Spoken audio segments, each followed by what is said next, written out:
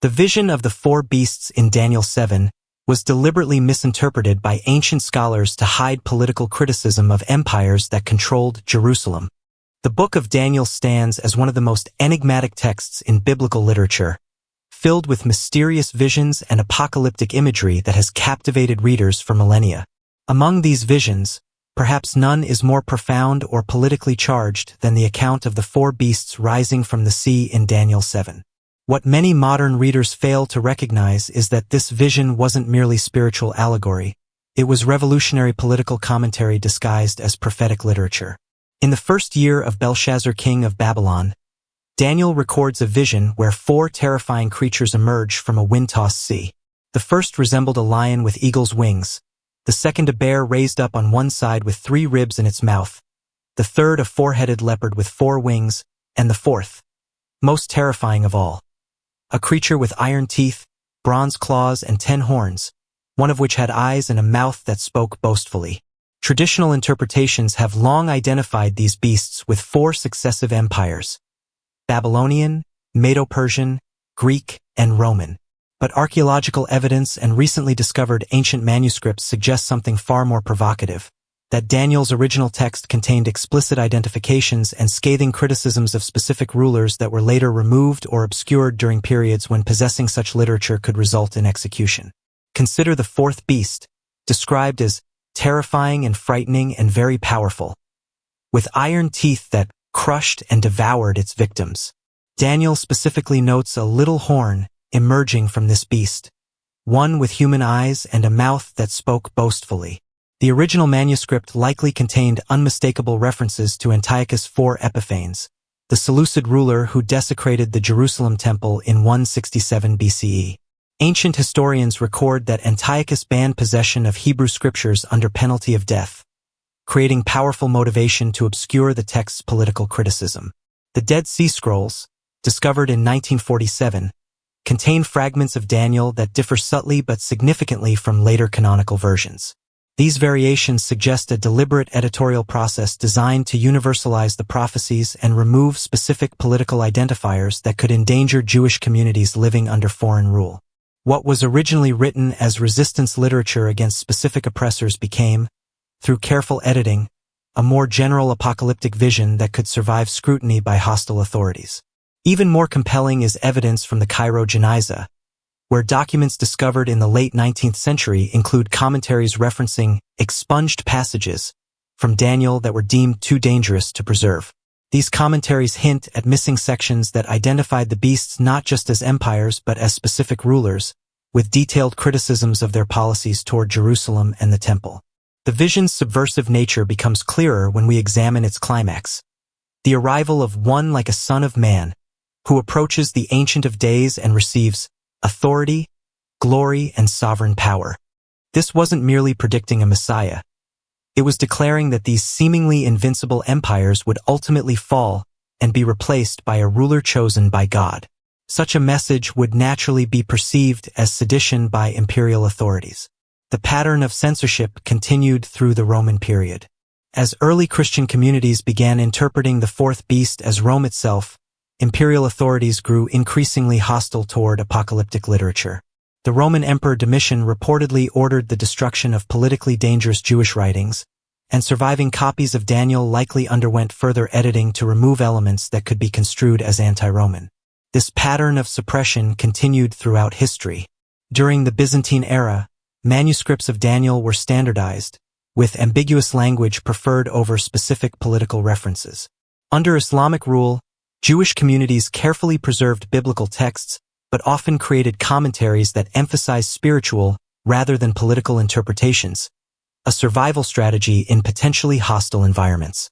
What makes this historical erasure particularly significant is how it transformed our understanding of prophetic literature. Rather than seeing Daniel as engaged in the dangerous work of political resistance through coded language, generations of readers have approached the text as mysterious future prediction rather than contemporary political critique. The vision of the four beasts wasn't just predicting distant events. It was speaking truth to power in its own time, offering hope to an oppressed people that justice would eventually prevail against seemingly invincible empires. By recognizing the deliberately obscured political dimensions of Daniel's vision, We recover not just ancient history, but a profound message about the temporary nature of earthly power and the enduring hope for divine justice. Archaeological discoveries continue to provide tantalizing glimpses of what might have been in the original text. Fragments from Qumran include marginalia that appears to connect the beasts to specific historical figures in ways absent from canonical versions. These textual variations remind us that the Bible as we know it today is the product of a complex transmission history, one shaped by political realities as much as spiritual concerns. The Book of Daniel reminds us that Scripture has often served as the voice of the oppressed, speaking truth to power through coded language and symbolic imagery. What appears to modern readers as mysterious apocalyptic literature was, to its original audience, a daring political statement about the empires that dominated their world. A statement so dangerous parts of it had to be erased from history. Daniel's 70 weeks prophecy contained precise timing details that were later removed from some manuscripts because they aligned too perfectly with Jesus' arrival. The prophecy found in Daniel 9 verses 24 to 27 stands as one of the most mathematically precise predictions in all of Scripture, and perhaps the most controversial. Known as the 70 weeks or 77's prophecy, this passage provides a mysterious timeline that has been the subject of intense debate among scholars for centuries. What many don't realize is that evidence suggests this prophecy once contained even more specific chronological markers that were deliberately obscured or removed because they pointed too unmistakably to Jesus as the promised Messiah. The prophecy begins when the angel Gabriel appears to Daniel and declares, 77s are decreed for your people and your holy city to finish transgression, to put an end to sin, to atone for wickedness, to bring in everlasting righteousness, to seal up vision and prophecy, and to anoint the most holy place. Gabriel continues by providing specific timing. From the time the word goes out to restore and rebuild Jerusalem until the Anointed One, the ruler, comes, there will be 7 sevens and 62 sevens. Traditional interpretations understand these sevens as 7-year periods, creating a 483-year timeline from the decree to rebuild Jerusalem until the appearance of the Messiah. When calculated from Artaxerxes' decree in 458 BCE or 445 BCE, this timeline points remarkably to the time of Jesus' ministry around 26 to 30 CE. This mathematical precision has long troubled those who reject Jesus as the Messiah, creating strong motivation to reinterpret or obscure the text. Evidence of textual manipulation appears in several historical sources. The Septuagint, LXX, the Greek translation of Hebrew scriptures completed around the 2nd century BCE, contains subtle but significant variations in the wording of Daniel 9 compared to the Masoretic text that became the standard Hebrew Bible. These variations affect how the timeline would be calculated and understood. In particular, differences in how the weeks are divided and described create ambiguity absent from what linguistic analysis suggests was in the original text. More compelling evidence comes from early Jewish commentaries. The Talmud records that Rabbi Yohanan ben Zakkai, who lived during the time of Jesus, explicitly forbade public calculations of Daniel's timeline, stating, "May the bones of those who calculate the end times be blown away." This strange prohibition makes little sense unless such calculations were yielding results that pointed to Jesus, results threatening enough to warrant suppression. Further evidence appears in the writings of early church fathers who engaged in debates with Jewish scholars. Justin Martyr, writing in the 2nd century CE, accused Jewish authorities of removing passages from their scriptures that too clearly pointed to Jesus. While many of Justin's claims are unverifiable, textual analysis of different manuscript traditions of Daniel shows subtle variations in precisely the passages dealing with messianic timing. The Dead Sea Scrolls provide additional evidence of textual fluidity in Daniel during this critical period. The Qumran fragments of Daniel 9 contain variations not found in later standardized texts, suggesting the passage was still in flux during the 1st century BCE and 1st century CE, exactly when messianic expectations were at their height in Jewish society. Perhaps most intriguing is the existence of ancient chronological works that refer to calculations derived from Daniel that don't precisely match our current text.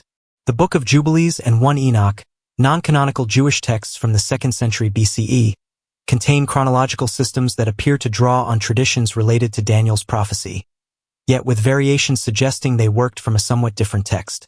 Even the curious division of the 70 weeks into 3 uneven periods, 7 weeks, 62 weeks, and 1 week, hints at potential textual alteration. This awkward division has puzzled scholars for centuries, with some suggesting it represents an attempt to obscure the original, more straightforward chronology that pointed too directly to a specific date. The contentious nature of this prophecy is further evidenced by the disparate interpretations that emerged after the destruction of the temple in 70 CE. With Jesus' followers claiming the prophecy had been fulfilled and the temple's destruction was predicted by the final week, Jewish interpretations shifted dramatically.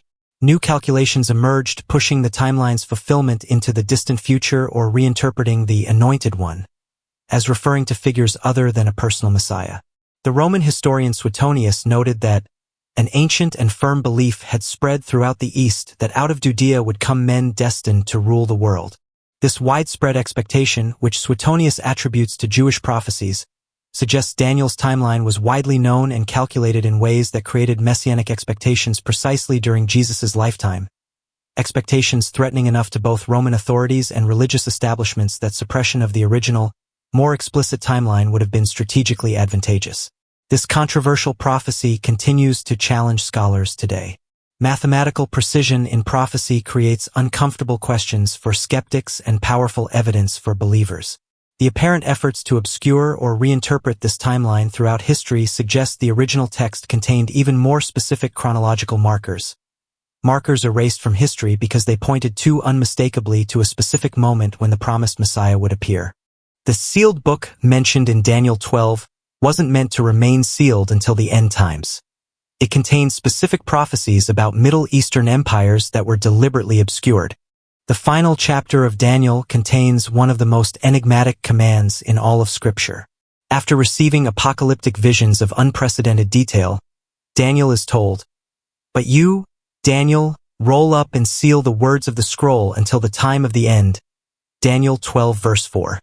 This mysterious instruction has led generations of readers to assume these prophecies were intentionally obscured until some distant future end times.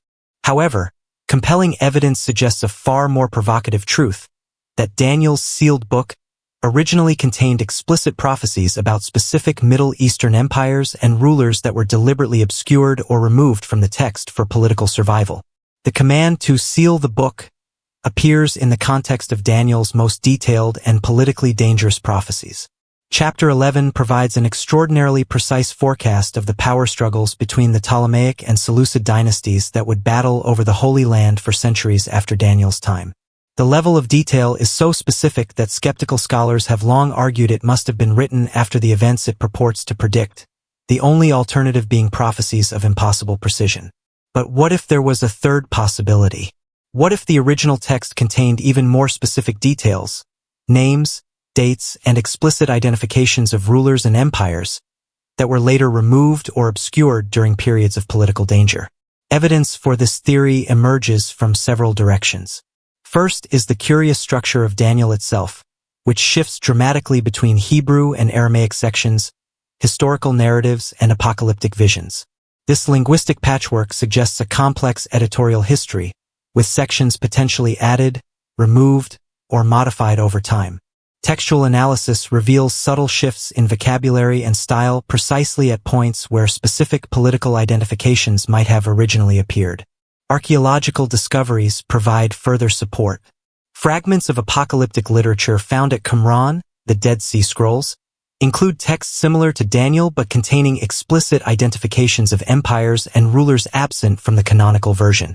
These texts suggest a tradition of apocalyptic writing that was far more politically explicit than what survived in the Bible. The historical context of Daniel's transmission provides powerful motivation for such editing. During the Maccabean revolt against Antiochus IV Epiphanes, 167 to 160 BCE, possession of Jewish religious texts was punishable by death. Under such conditions, explicitly anti-imperial prophecies would need to be coded or obscured to protect both the texts and their owners. Similarly, during Roman occupation, apocalyptic literature predicting Rome's downfall would be treated as seditious material warranting severe punishment. Perhaps most telling is the testimony of ancient commentators who refer to details from Daniel that no longer appear in our text. Josephus, the first-century Jewish historian, refers to Daniel's prophecies with a confidence suggesting he knew more explicit interpretations than what the text currently provides. His writings imply access to explanatory traditions that identified specific rulers and empires in Daniel's visions, identifications now lost to history. Early Christian writers similarly refer to details from Daniel not found in surviving manuscripts.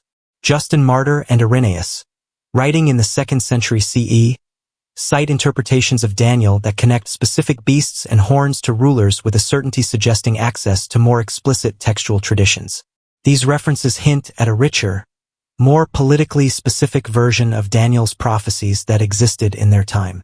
The command to seal the book until the time of the end itself may have been misinterpreted through history. In ancient Near Eastern context, sealing a document didn't necessarily mean hiding its contents indefinitely.